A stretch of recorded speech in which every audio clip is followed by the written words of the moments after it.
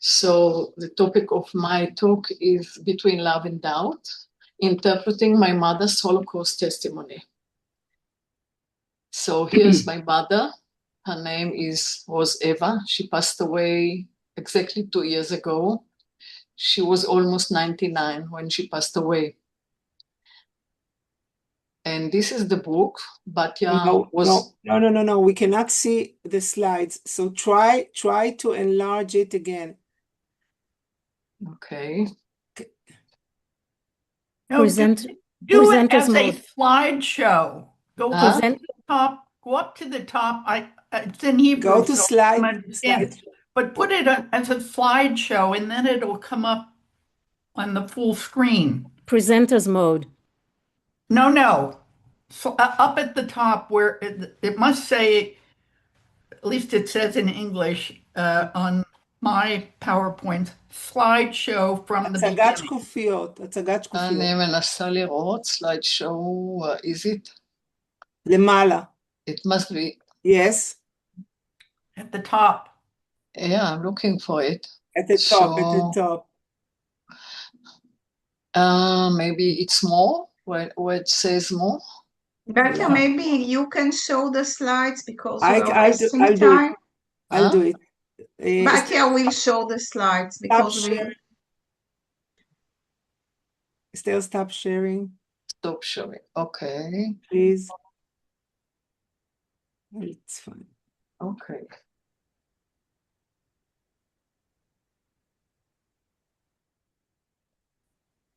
Okay. Do you see it?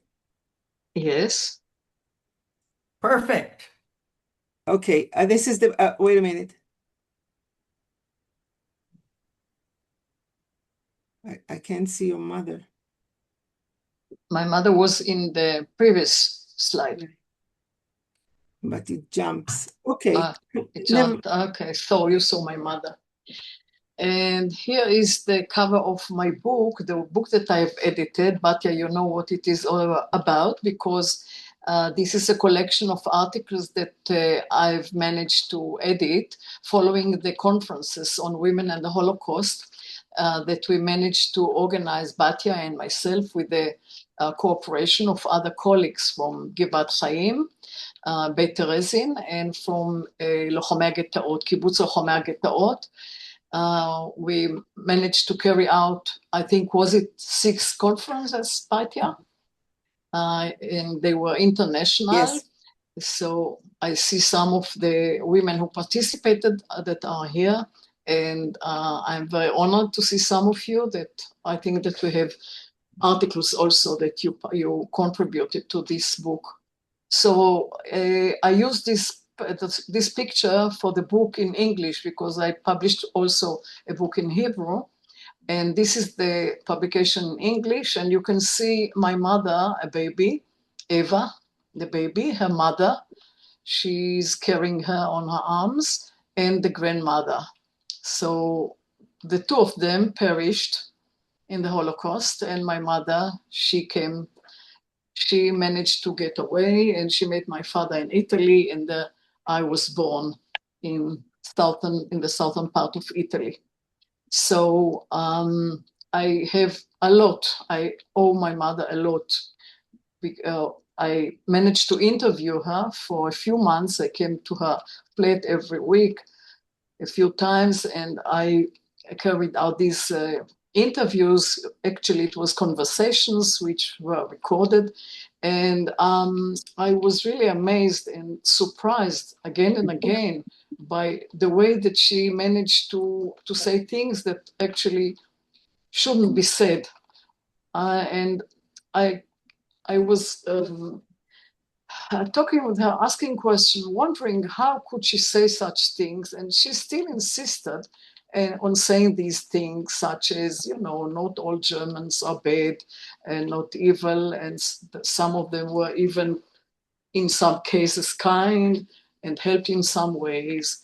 And it's not that she didn't know that they were some awful, very, very evil Germans, but she found a way to remember and to talk about it in a way that doesn't see people as a collective, but actually on a more individual way and kind of forgiving way. But it was very difficult for me to listen to that and to understand how comes that she's so understanding, so forgiving. It was kind of amazing and unrealistic, actually. So I try to understand it. How comes that she thinks like that? She says such things, and I looked for explanations for this kind of thinking and remembering. So let's go on. Can you take the next one? Now it came back. Okay, I think, Batya, that maybe I've sent you the wrong PowerPoint presentation, so I'm sorry. So what the research, well, I started the research when I came back from Oxford, where a very, very interesting, big, important conference on the Holocaust took place. And I was at that time in Oxford. And I was very, very impressed by some of the feminist researchers that took place in this conference. And so when I came back, I started to be very, very active, and also to start studying this subject from, of course, women's perspective. And that's how I started my interviews with my mother. So she was, as I said, a Holocaust survivor. And this study actually examines memory construction and reliability in survivors' testimony. And the issue of memory is very, very interesting and very, it brings many researchers to write about it, to think about it. So actually, as I tried to say before, I was suspecting my mother's story in various ways. And eventually I came to the conclusion as a researcher, also not only as a daughter, that I can ask, I can even in a way criticize or look critically at what she's telling me, but still at the end I've come to the decision and to the understanding that skepticism was quite okay as a researcher, but eventually I understood that what happened to her and her stories were very, very important from many perspectives. So I had all these annoying doubts that crept into my thoughts in all our meetings. And I had to ask myself and to find out an explanation for the unexpected and inconsistent accounts of her. So can we go on?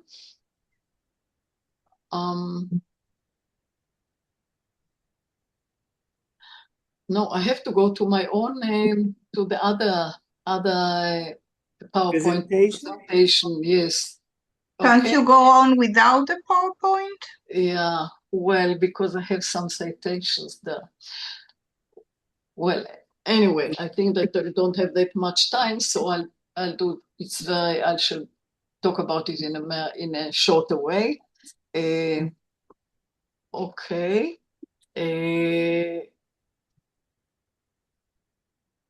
So, well, this issue of memory and its connection to history is a very, very important and interesting issue. So we have various researchers who talk about it. So Le Goff talked about history as problem, and Loftus and Ketchum talked about memory being so fragile, inventive, and it tends to easily decay over time. Zuckerman and Hirsch and Young said that memory is inaccessible and representations of the past bring about the erasure of the past from our memory. And Prager said that memory is intersubjectively constituted. What is remembered is always influenced by the cultural world in which the individual is embedded. And Diane Wolf said that memory is relational and social rather than as the product of an isolated individual. So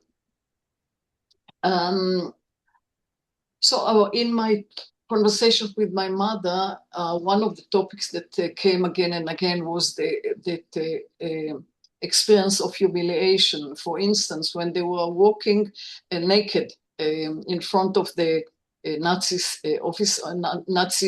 officers there, and she was talking about it, and she was telling me about it, and I was asking her, wasn't it humiliating? It must have been very humiliating. And she responded, that was humiliating. That was something done to millions, to me too. That was already nothing. You get used to it. So what? It passed.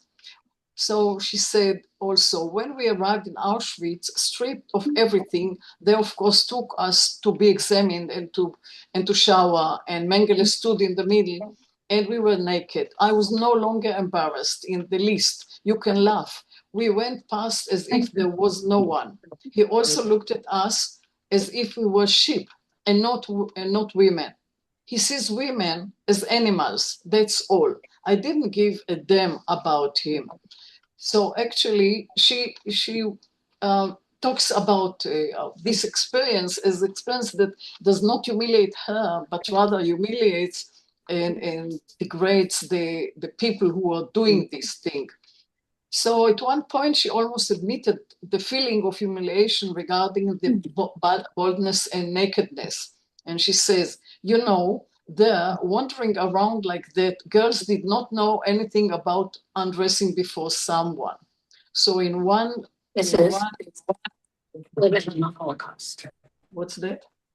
In one incident, in one context, she was ready to admit that there was a sense of humiliation, degrading, unbearable. But then she immediately says something contradictory, reducing the bitter meaning of the events. She says they shaved and sometimes had no razor, so they used scissors. With me, for example, they cut my hair with scissors and a little bit more was left. But what we looked like? Anyway, who had a mirror to see ourselves? But there were girls who were very quick and found themselves some rugs to cover their bald heads with the help of men who worked in the wagons in which they arrived and in which they left their belongings. So she tells me about this experience in a way that makes it not that humiliating, not that bad, not that horrible, but something that you can think about it in a kind of even laugh at it in a way. So, and then about the menstruation, I asked her, what did you do when you had the menstruation? And she said, we didn't menstruate. They gave us bread with bromide to eat that burned our stomachs. It caused me such a heartburn that I couldn't bear. Or they gave us potatoes with the peels to eat. That was the food. It was bitter. I cut into her and said, so did it immediately stop all women menstruating? And she replied, yes, of course. They thought of that. It's such a satanic thing. And yet that was luck. So she's telling me about how awful it was, how they stopped the menstruation. But at the same time, she adds that it was luck. And I was asking her what was luck about it. Of course, because they couldn't manage with the hygiene conditions in that place. So she managed to find positive perspectives in every most awful situations in my mind. So also she seemed to humanize in a way the enemy, the Germans, surprising compassion she showed toward Germans. And she said, there is no hatred in me. They also suffered, the Germans, but they were given orders. That's what they had to do. I try to remember those things. So it's not that awful. Otherwise, it's impossible to live with it. There were decent people. Of course there were. What do you think? All the Germans were evil? Look, the Germans were not all animals. Hitler only made them, out of the youngest in particular. they got excited. But there were those who had no choice. So in a way, she tries to understand the context and the situation and the conditions and so on, ready to accept what happened in a kind of instrumental way. So I suggest that it is memory is used instrumentally, because memory serves psychological and social functions, and we can understand these stories or these recollections on a psychological and social background. So positive thinking helps process unbearable suffering, and humanizing perpetrators makes memories livable. Remembering the dead fulfills obligation to those lost, and inconsistencies reflect adaptive coping, not invalidity or unreliability.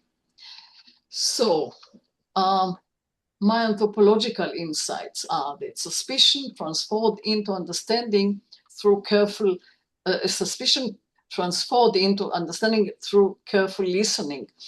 Memory validity is not the opposite of historical accuracy. Both have meaning. And the researcher must follow inner connections and changing contexts. Contradictions reveal resilience and survival strategies. So the daughter researcher's journey from suspicion to compassion. Every survivor becomes a hero through careful, loving analysis. Thank you.